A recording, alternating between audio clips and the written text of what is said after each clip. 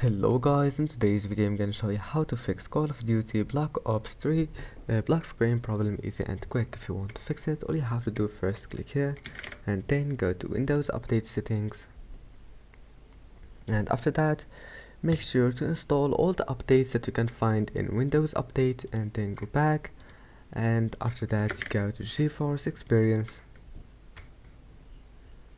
Now just wait and then go to drivers, and after that check for updates and make sure you have the latest update for your graphics card, and after that your problem must be fixed. Just restart your PC, and after starting your PC open Task Manager and then close all the applications that you don't need to free up your memory, and that's it. After that your problem will be fixed, and see you in the next video.